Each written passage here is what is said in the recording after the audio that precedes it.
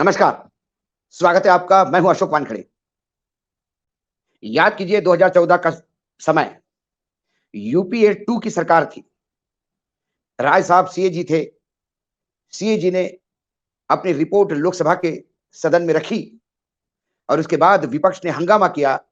Bharatiya Janata party ने इसी CAG report के भरोसे मनमोहन सरकार को भ्रष्टाचार के आरोप लगाते हुए ऐसे कटघरे में खड़ा कर दिया कि उसके बाद फिर अन्ना का आंदोलन, भ्रष्टाचार का आरोप ऐसा चस्पा हो गया कि 2G घोटाला, 4G घोटाला, कोयला घोटाला और एक घोटाले की सरकार करके लाखों करोड़ों अब्जों रुपए का घोटाला हुआ, ये बताया गया।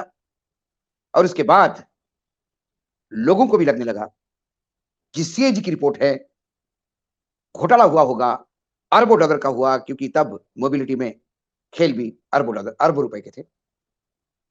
कुछ लोग जेल चले गए। यूपीए सरकार ने सीएजी की रिपोर्ट को बहुत सीरियसली लेते हुए उस पे एक्शन करना शुरू कर दिया। लेकिन बाद में जब इस घोटाले की लहर पर नरेंद्र मोदी सत्ता में आ गए, तो आज 10 साल हो गए 2014 के सीएजी के रिपोर्ट के घोटाले पे।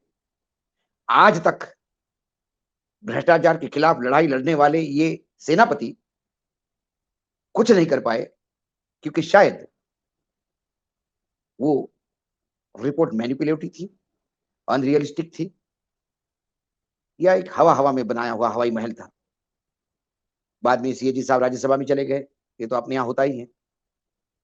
कुल मिलाकर लगातार भ्रष्टाचार के खिलाफ लड़ाई लड़ने की बात करने वाले नरेंद्र मोदी जी आज कुछ इश्यूज पे चुप है, और ये लड़ाई की बात लगातार वो करते हैं। अभी हाल ही में 15 अगस्त को जब उन्होंने भाषण दिया, तब उन्होंने 3 चीजों के साथ लड़ने का प्रण लिया, तिरंगा को साक्षी रख के, कि परिवारवाद, भ्रष्टाचार और तुष्टीकरण इस देश में मैं पनपने नहीं दूंगा। ये बात अलग है कि उनकी भ्रष्टाचार की लड़ाई वाकई भ्रष्टाचार के खिलाफ है, भ्रष्टाचारियों के खिलाफ नहीं। क्योंकि जो घोषित भ्रष्टाचारी है, हजारों करोड़ के जिनके भ्रष्टाचार के आरोप है, ईडी ने संपत्तियां तक जब्त कर दी है, उन्हें वो गले लगाने में परहेज नहीं करते। तो वो झूठ भी नहीं बोलते। तिरंगे की साक्षी रख के यदि बोला है, तो उनकी भ्रष्टाचार के खिलाफ लड़ाई है, भ्रष्टाचारियों की नहीं। भ्रष्टाचारियों को तो उनके यहां मंत्री पद दिए जाते हैं। शायद वो professor, head of the department भ्रष्टाचार बन के बीजेपी जो ज्यादा सत्ता में नहीं रही देश आजाद होने के बाद, उन्हें ट्यूशन देने लाए जा रहे हो कि सही मायने में भ्रष्टाचार, 17,000 करोड़ के भ्रष्टाचार कैसे होते हैं। लेकिन आज मैं भ्रष्टाचार की बात इसलिए कह रहा हूं, क्योंकि सीएजी मुर्मू जी ने फिर लोकसभा के पटल पर सीएजी की रिपोर्ट लिखी, और जो कुछ विभिन्न मंत्रालयों की जो बात आ रही है, खासकर गडकरी जी का मंत्रालय, जिसमें तो बहुत बड़े बड़े आरोप है कि जहां 18 करोड़ रुपए या 15 करोड़ रुपए के हिसाब से जो किलोमीटर के हिसाब से सड़क बननी थी, वो 251 करोड़ रुपए के हिसाब से बनी। उसके ऊपर गडकरी जी के मंत्रालय ने कुछ प्रेस रिलीज दिया, उन्होंने उसे जस्टिफाई करने का प्रयास किया। उनका जस्टिफिकेशन ये बोलता है कि सीएजी झूठ बोलते हैं, या सीएजी के पास पर्याप्त सूचनाएं नहीं थी। टोल पे भी जो बात हो रही है कि ऐसे उन्होंने एट रैंडम 5 टोल प्लाजा पे चेक किया। एनएचआई का रूल है, national highway authority of India का, कि यदि जिस रोड पे टोल लगा है वहां काम चल रहा हो, तो 75% छूट उस रोड पे देनी होती है टोल पे। लेकिन 5 टोल प्लाजा जो अटेंडम किए, उन्होंने 132 करोड़ की अवैध वसूली की, ऐसे सीएजी बोलते हैं। गडकरी साहब को एक सवाल जरूर है हमारा, सीएजी आपकी, केंद्र सरकार आपकी, ऐसे में जो सूचनाएं द्वारका एक्सप्रेस रोड पे को लेकर आपके पास है, वो सीएजी को मुहैया क्यों नहीं करवाई गई, या मुहैया करवाने के बाद भी सीएजी ने जानबूझकर आपको निपटाने के लिए काम किया? ये एक प्रश्न है जिसका जवाब गडकरी जी को ही देना है। बाकी मंत्रालय में जो आरोप लगे हैं, वहां तो कोई बात करने के लिए तैयार नहीं। HAL, हिंदुस्तान एरोनॉटिक लिमिटेड, एक कंपनी है हमारे देश की, पब्लिक एंटरप्राइजेस। हमें गर्व है उस कंपनी पे कि वो विमान बनाती है। जब राफेल्स का घोटाला सामने आया, उस राफेल्स के घोटाले में जब यूपीए सरकार ने फ्रांस की कंपनी से राफेल खरीदने का तय किया था, तब ऑफसेट पार्टनर HAL था, जो भारत की कंपनी थी। इन्हें विमानन क्षेत्र में एक्सपीरियंस था। पता नहीं ऐसा क्या हुआ, अनिल अंबानी जी को साथ मोदी जी लेके गए, राफेल का सौदा हुआ, वो कीमत ज्यादा हो गई। अभी भी कोर्ट में भी, सुप्रीम कोर्ट में शायद राफेल के कोई और केसेस पेंडिंग है, 1 या 2।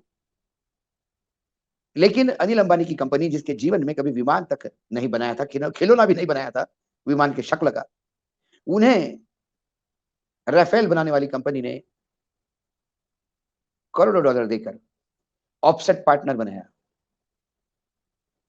अब जाके पिछले कुछ महीनों में खबर आई है कि उन्होंने अंबानी जी के साथ वो एग्रीमेंट टर्मिनेट किया, क्योंकि HAL को कई, मतलब जो फ्रांस की कंपनी है जिसने राफेल बनाया, उनको कई सालों बाद पता पड़ा कि जिस अनिल अंबानी की कंपनी के साथ उन्होंने एग्रीमेंट किया, वो तो बैंकक्रप्ट हो गए हैं। ये बैंकक्रप्सी चल रही थी, वसूली चल रही थी। तब भी प्रधानमंत्री जी के अपने डेलीगेट में एक फ्रॉड, जिसके कोर्ट में केसेस चल रहे थे, उद्योगपतियों को लेके जाते हैं। क्या इंटरेस्ट था, किसका इंटरेस्ट था, ये तो प्रधानमंत्री जी या अनिल अंबानी जी दोनों बता सकते हैं, या फिर वो राफेल बनाने वाली कंपनी जो बता दे कि किसके कहने पे इतना बड़ा गंभीर अपराध उन्होंने किया। उस HAL, जो ऑफसेट कंपनी नहीं होने पे सभी को दुख हुआ था, CAG कहती है कि उन्होंने भी विमान के डिजाइन में, करने में और बनाने में कुछ गड़बड़ी की, और 154 करोड़ रुपए के धांधली का आरोप HAL पे है। ग्रामीण विकास मंत्रालय, वहां ग्रामीण विकास मंत्रालय में एक डिपार्टमेंट है, जिस डिपार्टमेंट में काम होता है national social assistance program, NSAP। ये ओल्ड एज पेंशन, विधवा पेंशन, वृद्धावस्था पेंशन, विधवा पेंशन, विकलांग पेंशन, मोदी जी की भाषा में कहो तो 3V बोलते ना, 2T, 3V, 4B।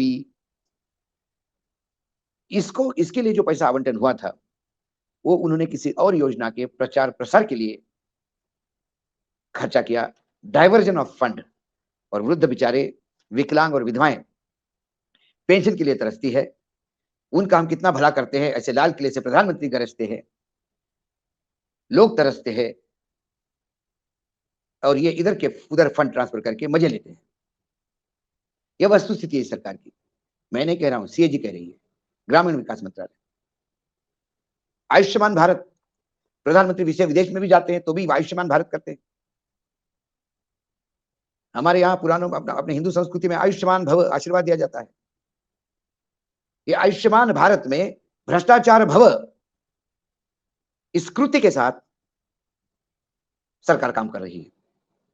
7.5 लाख लोग एक ही मोबाइल नंबर पर रजिस्टर्ड है, यानी कितना फर्जीवाड़ा है, और ये पैसा कहां जाता होगा भगवान जाने।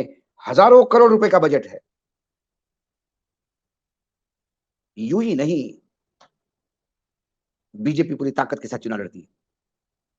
बीजेपी के पास ना ह्यूमन रिसोर्स की कमी, ना फाइनेंस की कमी। कमी तो आम आदमी को खलती है, क्योंकि प्रधानमंत्री इतने करोड़ लोगों को, इतने लाख लोगों को ये जो आंकड़े फेंकते हैं, वो कितने फर्जी है ये देखिए आप। 7.5 लाख लोग एक ही नंबर पे, मोबाइल पे। CAG कहती है मैं नहीं। उससे भी आगे जाके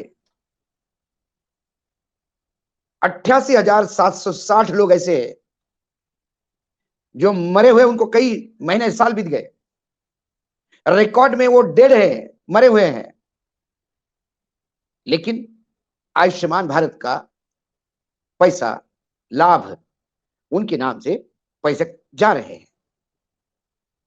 ये कौन कर रहा है? राज्य सरकारें आपकी, केंद्र सरकार में आप।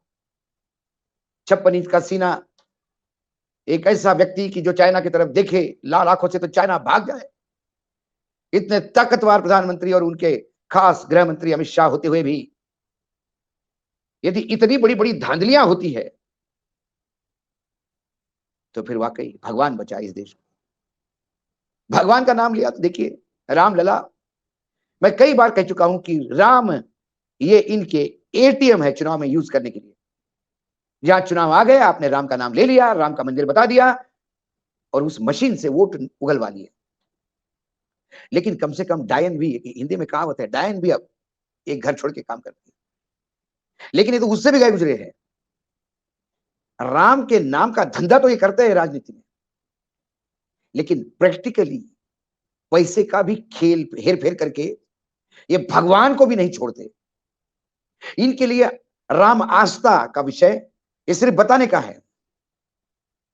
राम आस्था का विषय हम लोगों का हो सकता है, 143 करोड़ लोगों का हो सकता है, लेकिन ये 143 करोड़ लोगों में ये अपवाद है जिनके लिए राम भी एक बिजनेस है, एक धंधा है।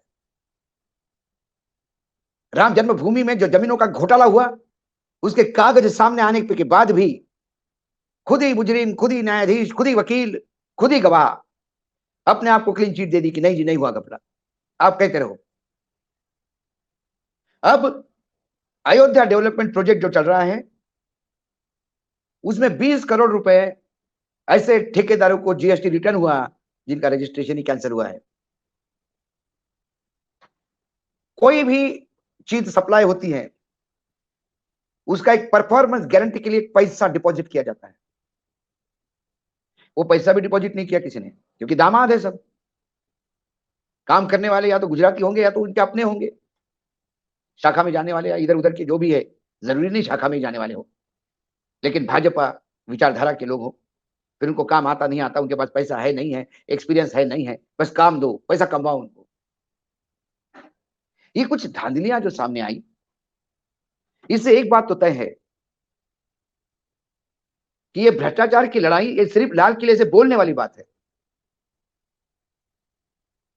भ्रष्टाचार की कड़ाई,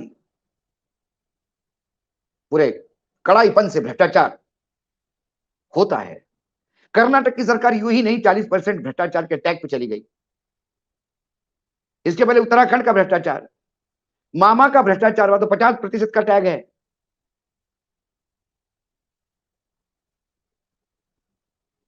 तो ये भारतीय जनता पार्टी भ्रष्टाचार जनता पार्टी है या भ्रष्टाचारी यों की जनता पार्टी है? क्योंकि जहां बड़े बड़े लोग अभी पार्टी में आ रहे हैं भ्रष्टाचार, सीबीआई के, ईडी के रेड के बाद, या वाकई ये खुशाबू ठाकरे, अटल बिहारी वाजपेयी, लाल कृष्ण आडवाणी की, नाना भाई देशमुख की भारतीय जनता पार्टी? क्योंकि हर चीज को नए सिरे से परिभाषित कर रहे हैं, तो हो सकता है कि नई परिभाषा भ्रष्टाचार जनता पार्टी या भ्रष्टाचारियों की जनता पार्टी होगी। लेकिन एक बात और समझ में आती है कि विपक्ष में कैसे लड़ाई लड़ी जाए, यह भाजपा से सीखना चाहिए अन्य विपक्षी दलों को। क्योंकि वो तथाकथित 2G CG कोयले भ्रष्टाचार में पूरे देश में सत्ता परिवर्तन की लहर लाके इन्होंने सत्ता पे कब्जा कर लिया। लेकिन आज सीएजी की रिपोर्ट आने के बाद भी सारे अखबारों में, कई अखबारों में, लिमिटेड, कुछ हिंदू है, कुछ जनसत्ता टाइप है, इंडियन एक्सप्रेस है, बाकी कुछ पोर्टल्स है, इस पे जब ये खबरें आने लगी, ये खबरें भी बासी हो गई, तब जाके कांग्रेस ने अंगड़ाई ली। बाकी दल तो बोलने को भी तैयार नहीं। ये है नरेंद्र मोदी की सरकार का सच। या तो सीएजी झूठ बोल रहे हैं या सरकार, दांत भी आपके हैं, ओठ भी आपके हैं, संभल के देख लीजिएगा। अब ये ठीकरा किसी तीसरे पे नहीं फोड़ सकते। इसके लिए जवाहरलाल नेहरू यकीनन जिम्मेदार नहीं है, ये तो कम से कम देश को मानना होगा। आज इतना ही, फिर आता हूं किसी विषय के साथ, तब तक के लिए नमस्कार, धन्यवाद।